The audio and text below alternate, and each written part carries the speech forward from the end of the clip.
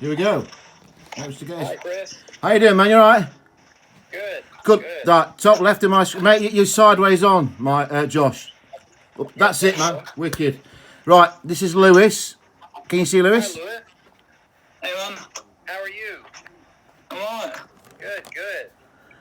So, Lewis, do you have questions about the military? Yeah, sure do. Sure. What? Right. You know, with the Black Hawks, Yes, the Black. you go like on like certain operations and take the Marines like and places like that. One more time, Lewis. What was that? You know, like you got all the Black Hawks and that lot. Yes, Do you also take them on special operations? I do. Yeah, we do. So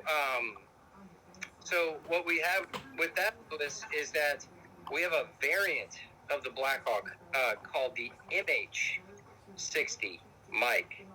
And have you seen one of those before? Have you looked one of those up? Yeah, I've seen a lot of them over on YouTube and that lot. Yeah, it's recognizable, Lewis, because it has a probe out front of it. Have you ever seen the extended fuel probe? Yeah. Big stick, and you know what? It can refuel in flight, which is pretty amazing. So, and those are the kind of helicopters that we use on special operations. They're designed to fly in very unique environments. You know, they have a lot of addition. But as you know, when you add more stuff, they get just a little bit heavier. You know, so their fuel range is a little less, and their weight is a bit heavier than a regular old Black Hawk. So it's always a trick. Wicked. Right, Josh, we've got some questions been sent in by some of our other members as well. So, Lewis, I'm going to ask them first, and then you can have a chat about what you want to ask, mate, yeah? So if you want to think of something, Lewis, while I'm asking these, think away, dude. Right, this is from Laura. She says, how long does it take to train to become a pilot? And have you got any medals?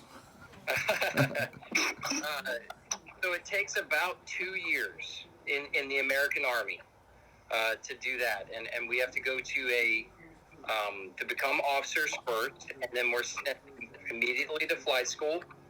It's at a place called Fort Rucker in Alabama, and South Alabama, and then we learn to fly. We are assigned an aircraft, and then we're sent to our first military unit.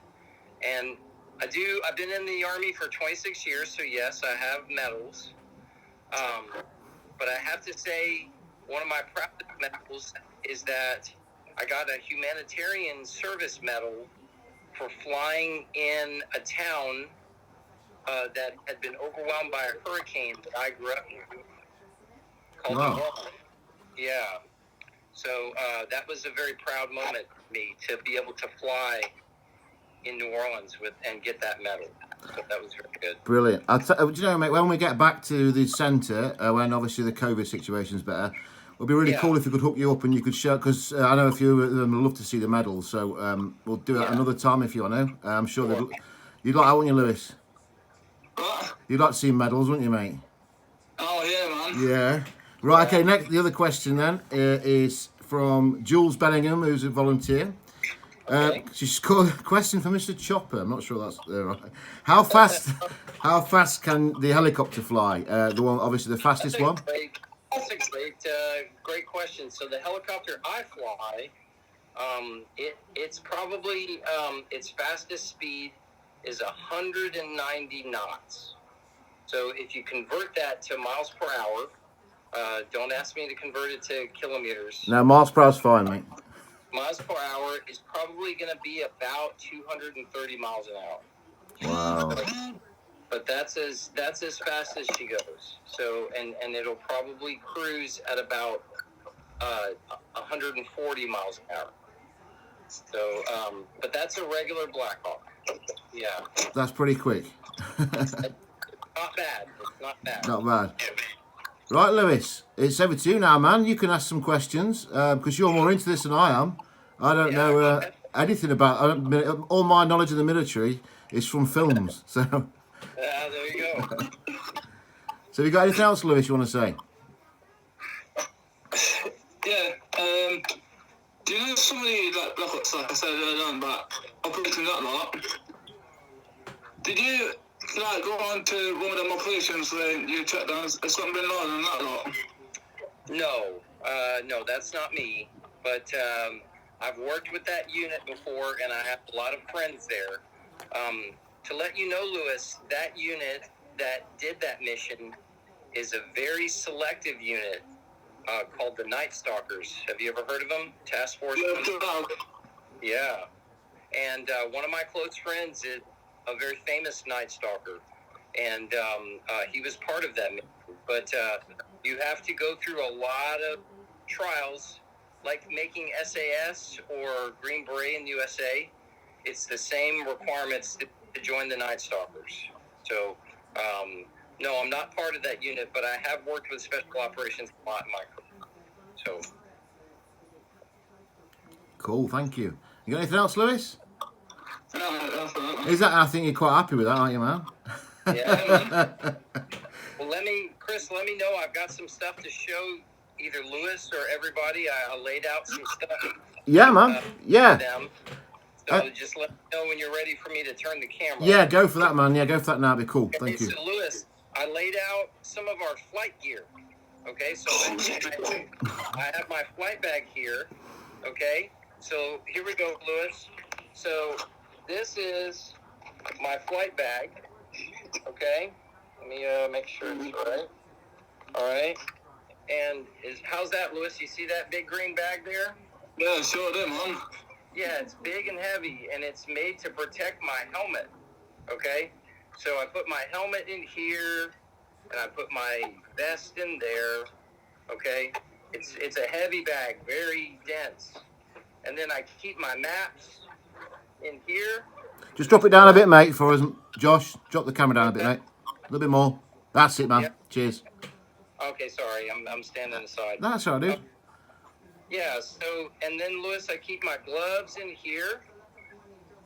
Yeah. But inside our helmets, we wear little headphones that help cancel the noise. It's noise canceling stuff. So awesome technology helps save our hearing. And then I have a publication bag. So even though we can use laptops and pads in the helicopter, and our helicopters have digital displays, we still have to have old-fashioned maps. So this one's of Texas in the USA, and it shows all of where I can fly in Texas and stuff like that. Okay?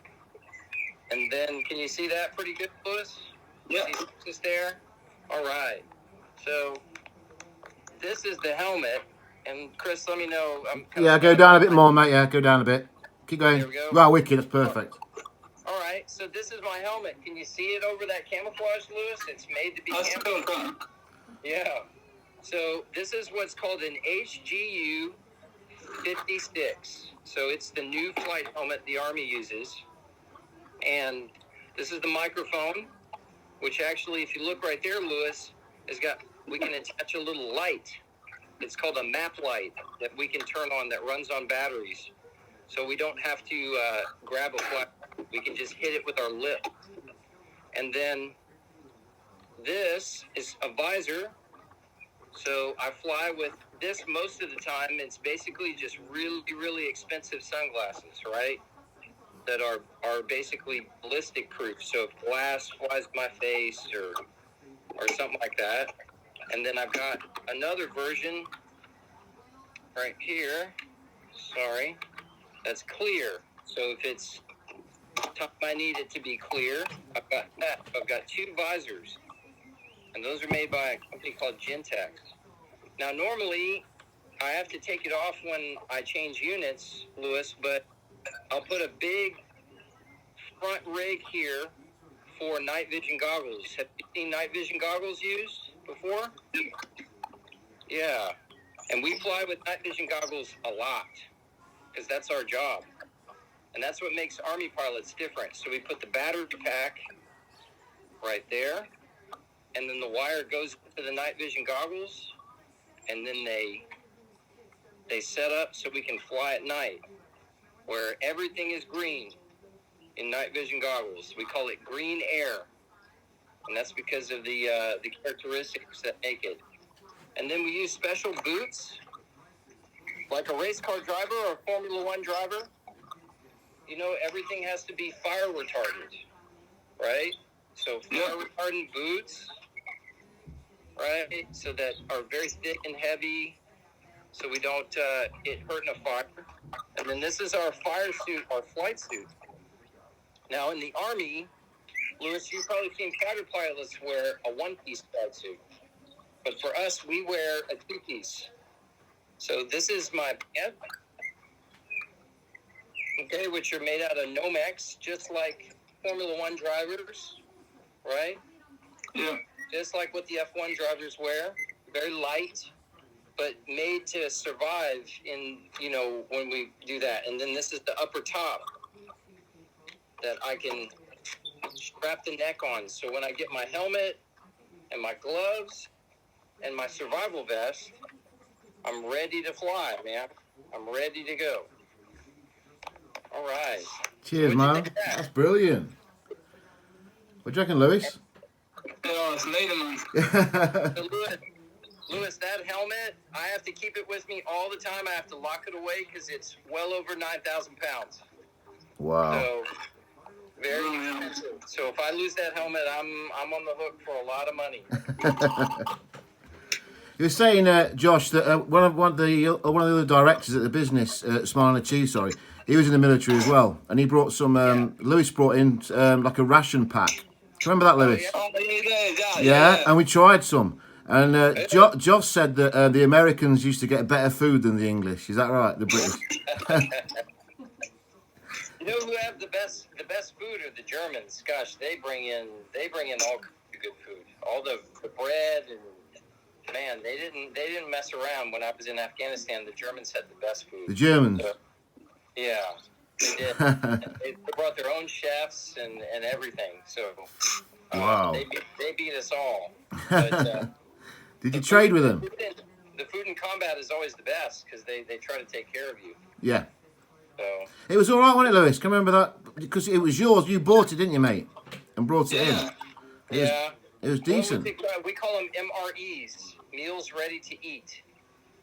So, can you remember what we had? We had, was it like pasta and it was bolognese? Yeah. That was quite nice. I'm not sure or not. Apple pie, yeah, that was one. Yeah. Okay. Brilliant. Yeah. All right, we got any other questions, Lewis? Or shall we rock and roll, mate? Let's rock and roll, bro. Good to see you, man. All right, listen, though. Josh, if you could give him a bit of a pep talk, because Lewis in this lockdown has basically stayed in his room. So I'll give him a military talk to and say, get your butt outside and do some exercise. Yeah. Are you listening, Lewis? Lewis, do you know what we do to make ourselves do a lot of exercise without thinking about it so much? Because we have to march together. We have to exercise together. We sing in the Army when we exercise. And my wife thinks it's funny because I've been a soldier so long that when I do silly things like dishes or the garden or cutting grass or hedges, I sing like in the Army. And it helps a lot.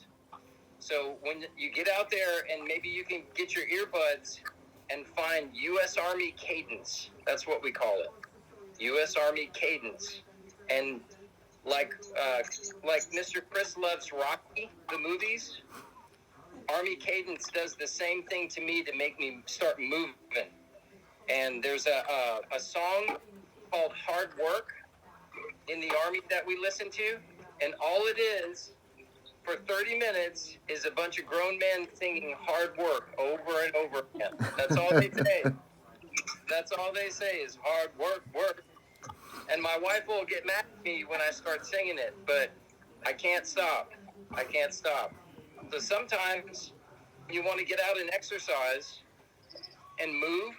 If you can find Army singing, or what they call cadence. Chris, if you want to remember that. Yeah, I've got it, man. Yeah. Yeah, and it'll get you moving. because you know what it's made to do, Lewis? Right. It's made to keep us in step. And when we're very young service members, the same in the English or the British military, we have to do what's called drill and ceremony. Have you ever seen that, where we march around? Yeah. And that's an old tradition to not only keep tradition and presence, military presence as we call it, but what it is it's an early way to create teamwork, right? Because you have to get in step, which means you can't step on the person in front of you, and they can't step on you. So imagine having to run about 5 miles for Army physical training and stay in step. So what we do is we sing to stay in step. It keeps like Just Dance, right? It keeps you just in step. In time. Like, Lewis can Yeah. sing, man. He's a good singer. We were doing When September Ends, if you remember, Lewis. Green Day. Yeah. I'm embarrassing, mate. Yeah. Right, gents. Go on, sorry. You want to do it, if you want to get out there and just, we call it the airborne shuffle, where you just do a little light jog around the neighborhood or wherever you can jog, okay, safely, with whoever's taking care of you. You can put your earbuds in and listen to a U.S. Army cadence, and it may inspire you to kind of move. That's what it does for me. It just reminds me of when I was a young man in the Army, and I had to run 8 miles a day just to go places. What So- would be good, I think, Josh, is if because we're hopefully going to be supporting Lewis when the lockdown rules are sort of eased a bit Yeah. more. If you could send him a video over, Lewis, do you think of Sure. doing that? Do you reckon you could do it, Lewis? Yeah, Yeah, man. Yeah, good lad. Lewis, you can find it on YouTube. They have U.S. Army cadences on YouTube. Yeah, we'll get it. Soldiers running. We'll get it. We'll film it and we'll send it over to you to prove that he's done it. All right. That's the bargain, yeah. Hard work. You're gonna get sick of it, Lewis. Just like my wife. It's so because everybody claps at the same time, and and then people start singing on their own, and it gets you going. So Wicked. I think that's a great way to start. Cheers for that. I really appreciate it, mate. Any time Oh, taken no to do that, problem. it's very grateful. We're going to shoot off then now because it's getting late in England. I'm sure Lewis is Okay. probably going to play Battlefield or whatever it is. Yeah. Call of Duty, Hey, Lewis? Lewis, I've got one more thing for you, man. Okay. Yeah.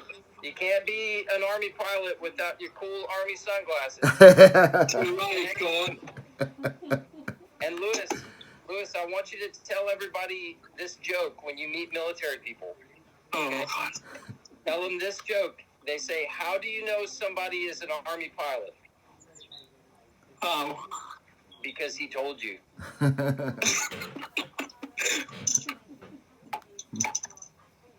All right. Wicked. Cheers, man.